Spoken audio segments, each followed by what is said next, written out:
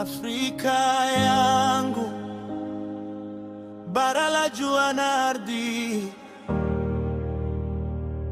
Tulitoka mbali kwenye giza la dhuluma kali. Minyororo ya historia ilitufunga roho, lakini ardhi ikabaki kuimba kwa sauti ya toba na tumaini. Tulipitia njaa, vita, machozi na maumivu. Watoto walilia, mama walivumilia kimya kimya, lakini mizizi ya Kiafrika haikukauka.